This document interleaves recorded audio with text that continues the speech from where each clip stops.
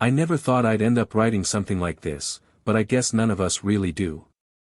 I've been married to Erica for 8 years.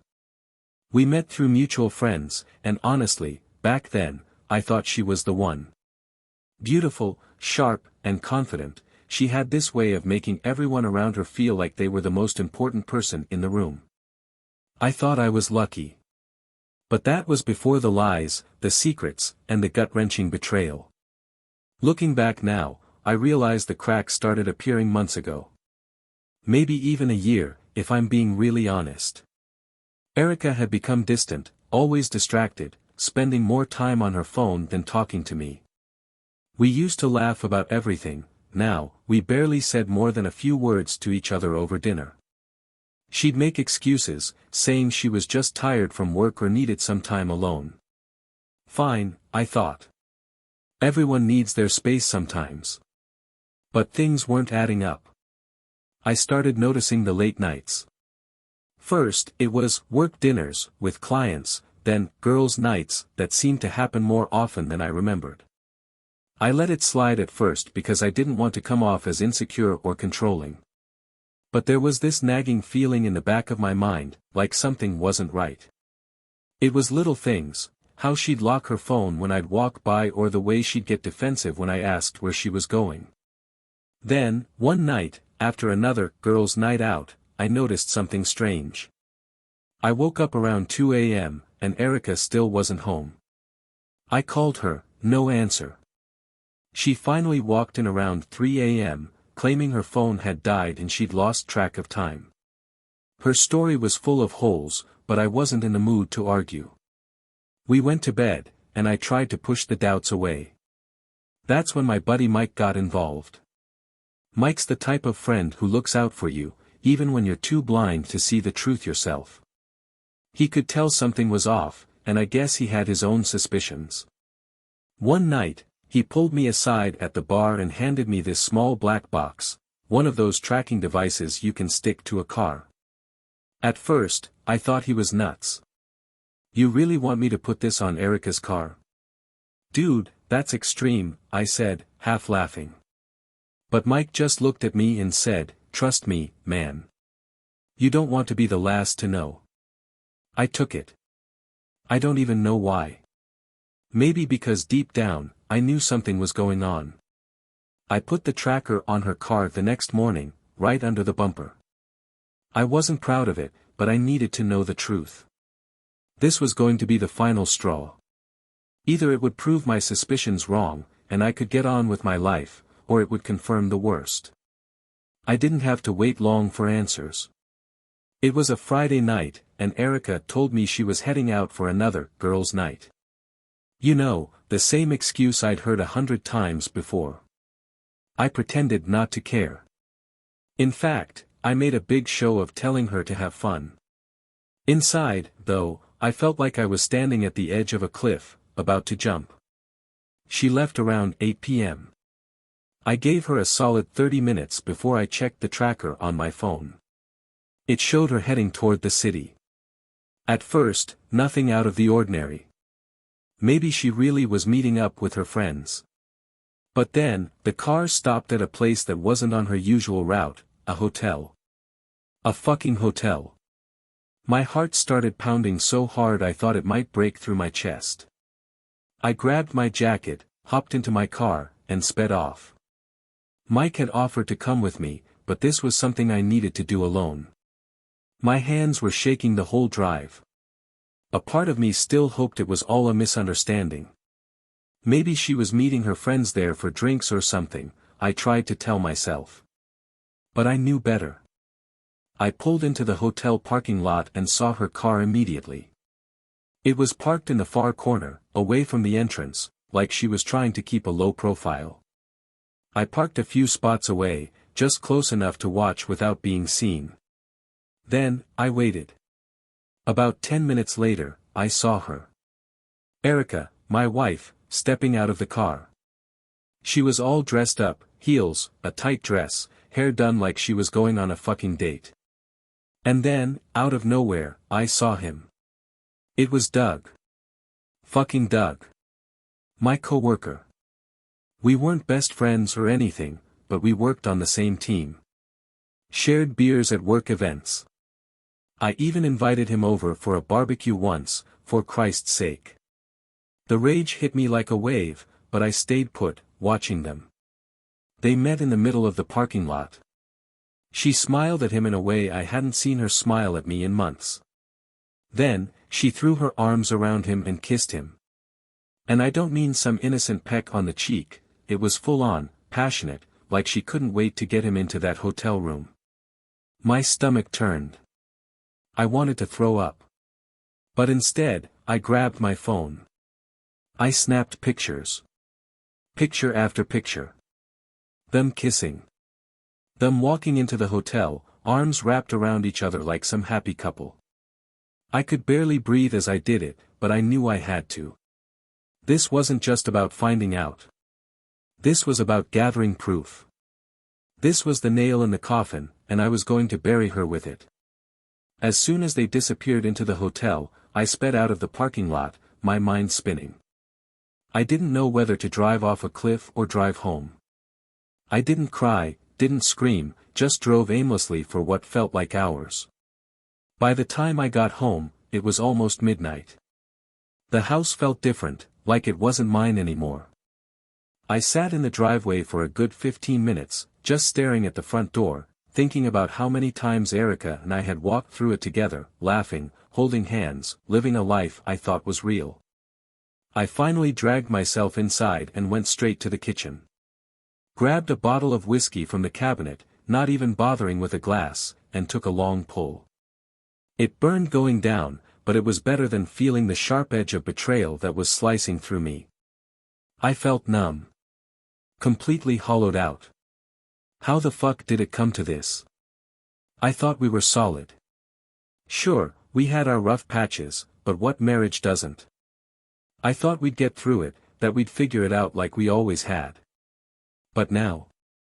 Now I knew it was all a lie. The images of them together, her kissing Doug like she'd never kissed me, kept playing on a loop in my head. Every time I blinked, I saw her with him, laughing, touching, like I was nothing but an afterthought. I slammed the bottle down on the counter, the rage finally boiling over. I stormed upstairs and into our bedroom, where everything looked so normal, so fucking perfect, and I lost it. I grabbed the framed wedding photo off the dresser and hurled it across the room. It smashed against the wall, the glass shattering everywhere. But it wasn't enough. I tore through the closet, ripping out her clothes, throwing them on the floor like they were trash. Because that's what she was to me now, trash. At some point, I ended up sitting on the floor in the middle of the wreckage, surrounded by her things, breathing hard, hands shaking. I picked up her wedding dress from where I had thrown it and just stared at it. The dress she'd worn the day she promised me forever. The same promise she broke. And that's when it hit me. The anger cracked, and the sadness came rushing in like a tidal wave. I felt like someone had gutted me. I couldn't hold it in anymore. I broke down. I mean, really broke down. Tears, snot, the whole fucking thing. I was a mess, sitting there in the dark, sobbing like a child over a woman who wasn't worth a damn. This wasn't supposed to happen. We were supposed to grow old together, have kids, live that life everyone talks about. But now? Now I was just some sucker who got played. The worst part wasn't even the cheating, it was the fact that I never saw it coming. I thought we were happy. I thought she loved me. I barely slept that night. Every time I closed my eyes, I saw her with him. I kept replaying the kiss, the way she looked at him like she used to look at me. By morning, I was dead inside. No more tears, no more anger, just a dull, empty ache. Around 10 a.m., I heard the front door open. Erica was home. She came in like nothing had happened, dropping her purse on the table, humming to herself. It made my blood boil. The audacity of her, walking into our house, pretending like she hadn't just spent the night with my coworker. She didn't even see me sitting on the couch at first. I watched her head into the kitchen, probably looking for coffee or some bullshit, and that's when I spoke. "How was your night, Erica?" She froze, the color draining from her face. Slowly, she turned to face me, her eyes wide with shock. "Oh, you're up early," she said, trying to sound casual. "It was fine. Just the usual girls' night." I laughed. A cold, bitter laugh that surprised even me. "Girls' night, huh? Is that what we're calling hotel meetups with Doug now?" Her eyes flicked to the floor for just a second, but it was enough. I knew she'd been caught, and she knew it too. She stammered, What are you talking about?" "Doug?" I. "Cut the crap, Erica." I snapped, standing up. I know everything. I followed you last night. I saw you two together. I watched you kiss him, watched you walk into that fucking hotel like you've done nothing wrong." Her face went pale, and she opened her mouth, but no words came out. Finally, she muttered, "It's not what you think." "Really?" "Because it looked exactly like what I think it is. You've been screwing Doug behind my back, and you've been lying to my face for God knows how long." She started crying then, those fake-ass crocodile tears that used to work on me. "I'm sorry. I'm so sorry, it just happened. I didn't mean for it to go this far." I couldn't even look at her. "Didn't mean for it to go this far? How long has this been going on, Erica?" She hesitated, wiping her eyes. It started a few months ago. It didn't mean anything at first. I was just feeling disconnected from you, and Doug was there, and I don't know. I didn't plan for this." "Disconnected?" I shouted, my voice shaking with fury. "So your solution was to cheat on me? To fuck someone I work with? Do you know how humiliating that is?" She sobbed harder, covering her face with her hands. "I made a mistake. I'm sorry. I never wanted to hurt you." "That was it." I snapped. "You didn't want to hurt me. You've been lying to me for months, sleeping with my coworker, and now you want to act like the victim? Don't give me that bullshit. You knew exactly what you were doing. You chose this." She looked up at me, her face red and tear-streaked. "I didn't mean for this to happen, I swear. I don't know, I wasn't thinking. Please, we can fix this. We can go to therapy, we can work through this." I shook my head. "Therapy? After everything?" It was too little, too late. "There's no fixing this, Erica. We're done." "We're done," I repeated, and for the first time, I saw real fear in her eyes. Not the fake kind she had been using to manipulate me, but genuine panic. She opened her mouth like she was going to protest, but no words came out. It was like the reality of what she'd done finally hit her. "Wait, can we just," she started, but I cut her off. "No, Erica. There's no coming back from this. You think I can just forget what I saw? Forget that you've been sneaking around with someone I see at work every day? Jesus, I'm going to have to face Doug after this. Do you even understand what that means?" She stayed quiet, wiping her tears but still looking for some way to salvage the situation. "I never wanted this to happen. I swear, I still love you." I nearly laughed at that. "Love? You don't even know what love is. If you loved me, you wouldn't have done this. If you loved me, you would have come to me when you were feeling disconnected, not him." She reached out for me, but I stepped back. I couldn't stand to have her touch me. I felt disgusted just being in the same room with her. "Please, I'm begging you, we can work through this," she sobbed. "People come back from affairs all the time. We can, too. We've been together for so long. We can make this right." I stared at her, barely able to believe the words coming out of her mouth. "There's no coming back from this, Erica. This is the end. I'll be talking to a lawyer tomorrow. That's when her demeanor changed. She stopped crying almost immediately, her expression hardening as if I had just insulted her. You're really going to throw away 8 years of marriage over one mistake, she spat, her voice suddenly cold. You're not perfect either, you know. You've been distant too. You work long hours, you hardly talk to me anymore. I made a mistake, but this is partly your fault. Ah, there it was. The shift from apologetic to accusatory. It didn't take long. I had expected this, but it still made me furious. Are you seriously blaming me for this? For your affair? You're unbelievable.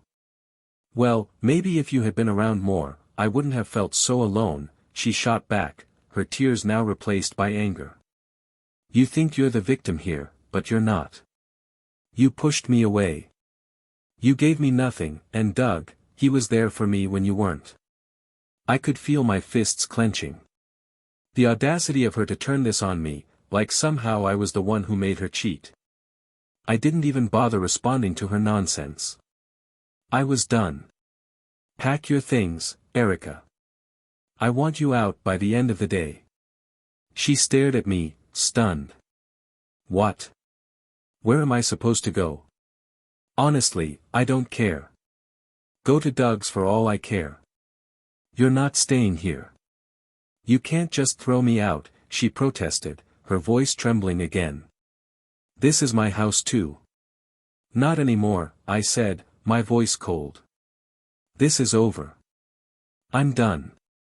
I walked out of the room, leaving her standing there in the wreckage of our marriage. I could hear her starting to cry again, but I didn't care anymore.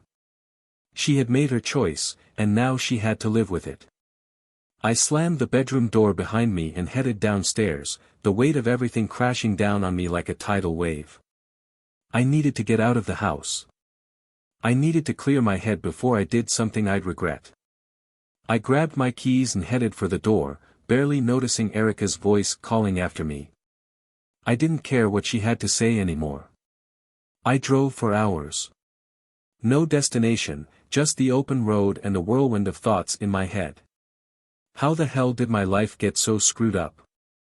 1 minute, I'm a married man with a wife and a future, and the next, I'm driving around town trying to figure out how to start over. I thought about all the times we laughed, all the inside jokes we had, the late-night talks in bed when we used to feel like a team. How did we end up here? Eventually, I parked the car at a nearby park. I sat there in the car, staring blankly out the window, watching people walk their dogs, jog, and just live their normal lives. Meanwhile, my life had just imploded. I felt so disconnected from everything, like I was watching my own life fall apart from a distance. I knew I had to face it eventually, but the idea of going back to that house, seeing her again, made me sick to my stomach. I pulled out my phone and called Mike, my friend who had given me the tracker. He answered on the second ring. Hey man, what's up? I swallowed hard, not sure how to start. It's done. I confronted her. There was silence on the other end for a second. Shit. How'd it go? How do you think it went? She denied it at first, then when I called her out, she broke down. Tried to turn it on me, like it was my fault for working too much or not paying attention to her. The usual bullshit. Of course she did, Mike muttered. Classic move. You okay? No, I said bluntly. I'm not okay. I kicked her out. I told her to pack her shit and leave. Good. You did the right thing. Don't let her guilt you into feeling bad about this. I'm not sure how I feel, honestly. Angry, obviously. But also, I don't know. Empty. Like I wasted all these years on someone who didn't give a damn about me. That's what betrayal does, man. It messes with your head. You think you know someone, and then they pull this shit. I sighed, leaning my head back against the seat. I thought we had a future, you know. I thought we'd get through the rough patches like everyone else. But now. Now I don't even know who she is. Yeah, I get that. But listen, you're better off without her. She made her choice, and you're making yours. You need to take care of yourself now. I know, I muttered, rubbing my eyes. I don't know what to do next. I feel lost. You'll figure it out. One step at a time, man. Get a lawyer, start thinking about the divorce, and cut her out of your life. You'll get through this. I thanked Mike and hung up, but his words didn't bring me much comfort. I knew what had to be done, but the thought of actually going through with it felt like walking into a storm with no shelter in sight. I finally dragged myself back home later that evening. When I walked in, the house was eerily quiet. Erica's stuff was still scattered all over the place, her clothes from the closet, the broken picture frame, the remnants of the life we had built together. But she was gone. I wasn't sure if that made me feel better or worse. As I stood there in the wreckage, something clicked in my brain. It wasn't enough that I had confronted her. It wasn't enough that she'd admitted to the affair, cried her crocodile tears, and tried to make it my fault. No, I needed to make sure this whole mess didn't come back to bite me later. I grabbed my phone and scrolled through the pictures I'd taken the night before, the ones of her and Doug at the hotel, kissing like they didn't have a care in the world. It felt surreal looking at them now, as if I was reliving the nightmare all over again. But I had to do it. I had to have this evidence. I called a lawyer first thing the next morning. Her name was Linda, a friend of Mike's who specialized in divorce cases. She answered my call in that cool, professional tone that told me she had seen it all before. Bring everything you have, she said after I told her the basics. Photos, texts, anything that can prove the affair. Yeah, I've got pictures, I muttered. From last night. Good, she said, her voice steady. That's going to be key. Depending on your state, adultery can play a big role in the division of assets. And since she's the one at fault, you're in a better position to come out on top in the divorce. It felt weird, hearing my marriage reduced to a legal battle, but I knew she was right. This wasn't just about emotional betrayal anymore. It was about making sure I didn't get screwed over in the end. I spent the next few days collecting everything I could. I went through old text messages, emails, and even her social media. I wasn't sure what I was looking for, but I felt like I had to dig up every bit of dirt, every lie she had told. I wanted to be prepared for whatever came next. In the meantime, Erica tried calling me. She left voicemails, begging me to talk, to fix things.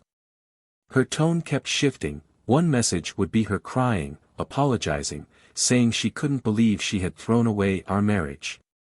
The next would be her angry, accusing me of overreacting and ruining everything over one mistake.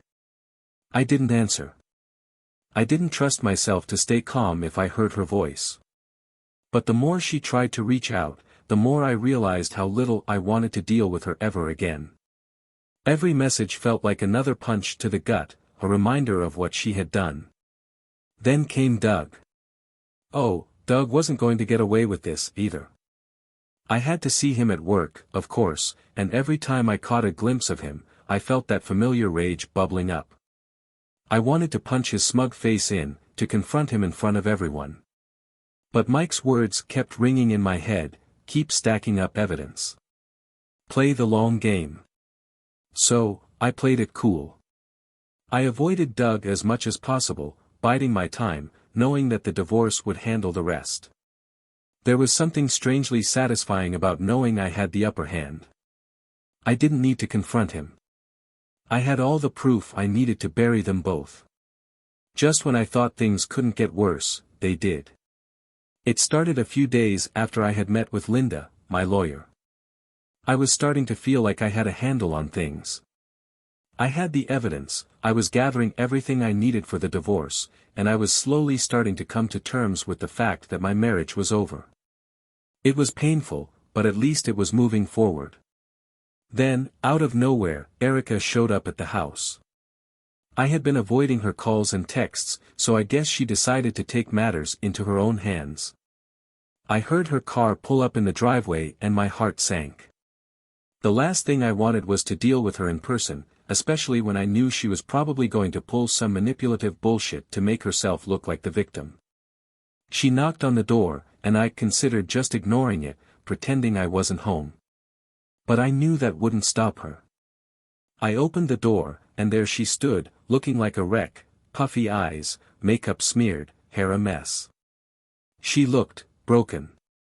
But I couldn't feel any sympathy for her. "What do you want, Erica?" I said, my voice flat.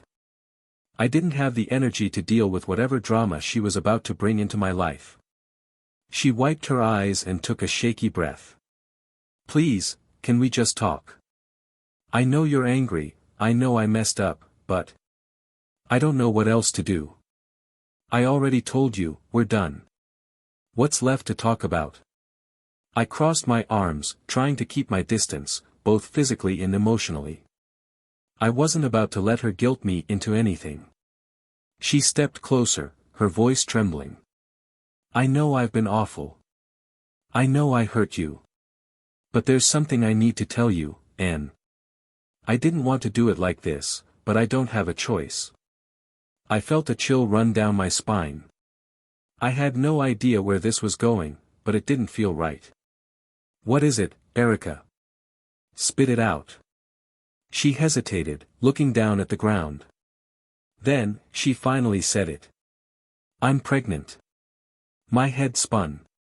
"Pregnant? Now?" I stared at her, trying to process what she had just said. A million thoughts raced through my mind, but none of them made sense. "What, how long?"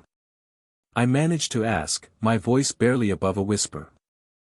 "I found out a few weeks ago," she said, tears streaming down her face again. "I didn't know how to tell you, and with everything that's happened. I didn't think you'd believe me. But it's yours. I swear it's yours." My stomach dropped. Was she telling the truth? Or was this just another ploy to keep me from leaving, to make me feel obligated to stay with her? "Yours? How can I know that, Erica? How can I believe anything you say after what you've done?" My voice was sharp, filled with the disbelief and anger I felt coursing through me. She sobbed, covering her face with her hands. "I know it's hard to believe. But I haven't been with Doug for that long. It was only a few times, and it's not his, I know it's not." The room started spinning. The timing. The lies. The possibility that, despite everything, I could be tied to her forever because of this. "Jesus Christ," I muttered under my breath. "I need a paternity test. If you're telling the truth, we'll handle it. But if you're lying to me, Erica, I swear to God." She nodded through her tears, seemingly willing to do whatever it took to prove herself. But I wasn't about to take her word for it. I couldn't trust anything she said. After Erica dropped the bombshell, my mind went into overdrive. Pregnant. This was the last thing I needed. It felt like some twisted way to trap me, to make sure I'd never be able to fully cut her out of my life. But I couldn't deal with her lies anymore, and I sure as hell wasn't going to take her word for it without proof. I demanded a paternity test, and Erica, surprisingly, agreed right away. She said she wanted to prove she wasn't lying, but I didn't know what to believe anymore. I was so numb to everything, so deep in my anger and pain, that nothing felt real. Part of me hoped she was lying, that this was some desperate attempt to keep me from divorcing her. The other part. The part that remembered when we used to love each other, when we talked about having a family together. That part was terrified. The next few days were a blur. Erica stayed away, probably at a friend's or Doug's place for all I knew, but she texted constantly. She kept begging me to talk, saying she wanted to work things out for the baby. But I ignored every message, knowing it was just more manipulation. Meanwhile, I was in contact with Linda, my lawyer, prepping everything for the divorce. She reassured me that the paternity test would be handled legally, that there'd be no chance for Erica to pull any tricks. But still, the waiting was killing me. I couldn't sleep. I couldn't focus at work.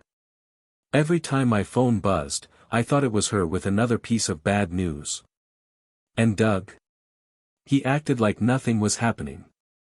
I saw him in the office, walking around with that same smug look, like he wasn't the reason my entire life had gone to shit. I wanted to punch him, to make him feel just a fraction of the pain he had caused me. But I kept my distance, trying to keep my head down. I had to play the long game, like Mike said. Get through this, and then I'd be free. But then, just as I thought things were settling into this terrible new normal, something happened that flipped everything on its head again. One evening, about a week after the pregnancy bombshell, I got a text from an unknown number. At first, I thought it was spam, but then I opened it. It was Doug's wife. "Hey, I know this is really awkward, but I thought you should know.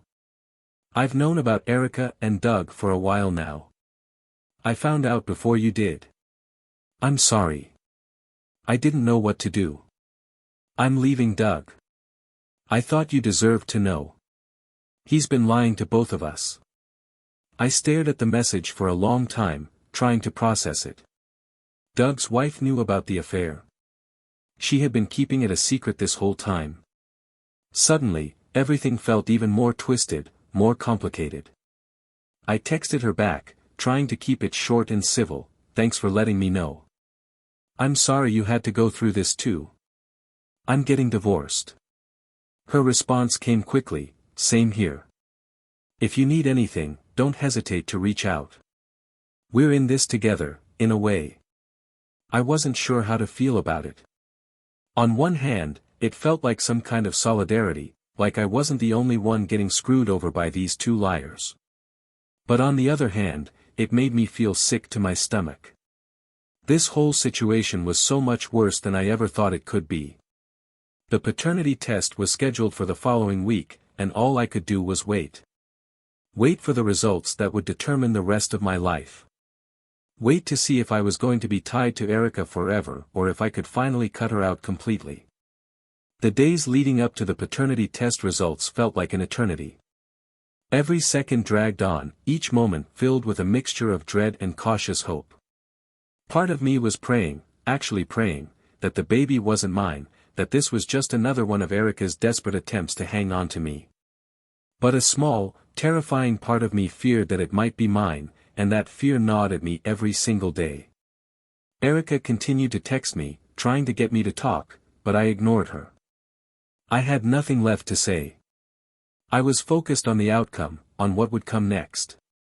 The waiting was brutal, but I kept reminding myself that once the results came in, I'd finally know how to move forward. Then the day arrived. I got the call from the clinic while I was sitting in my car, parked outside my lawyer's office.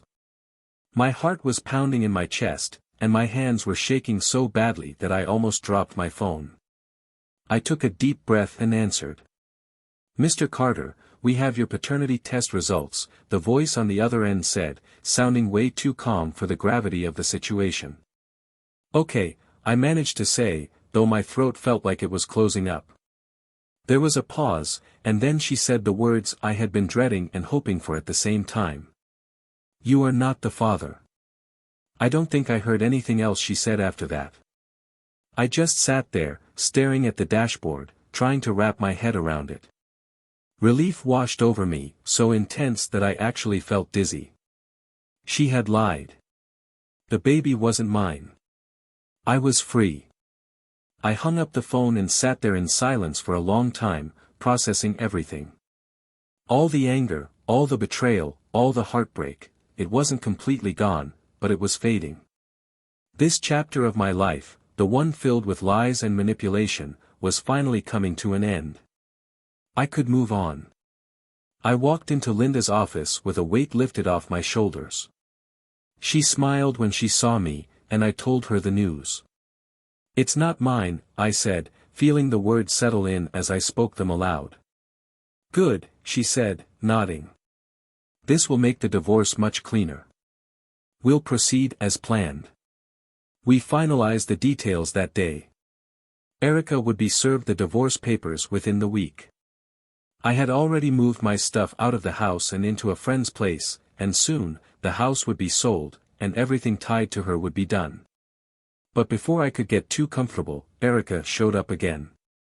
2 days after I got the test results, she knocked on my door, looking even more desperate than the last time. Her face was pale, her eyes swollen from crying.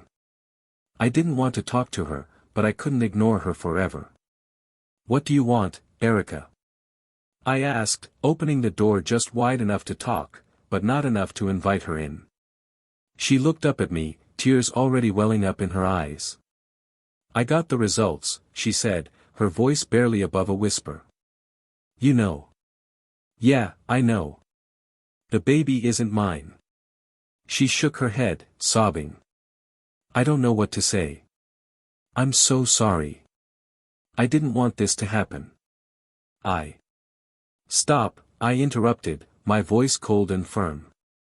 "I don't want to hear your excuses anymore. It's over. You lied to me, you cheated on me, and you tried to trap me with a baby that isn't mine. I'm done. You'll be hearing from my lawyer soon." Her sobs grew louder, but I didn't care. I had nothing left to give her. No sympathy, no forgiveness. She had destroyed everything we built, and there was no coming back from that.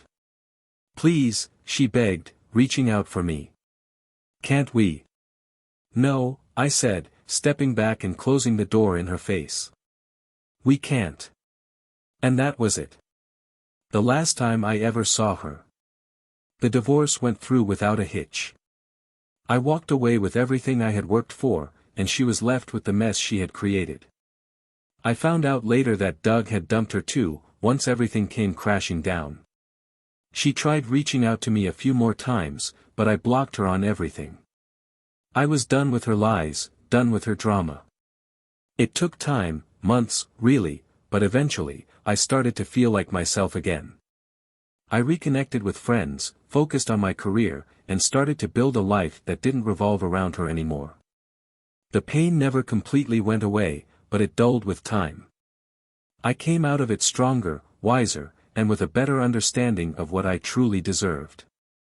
If there's one thing I learned from this, it's that trust is everything. Once it's broken, there's no going back. And no matter how hard someone tries to manipulate you into staying, you owe it to yourself to walk away when you know you deserve better. To anyone going through something similar, just know this: it gets better. It might not feel like it now, but it does. And sometimes, walking away is the best thing you can do.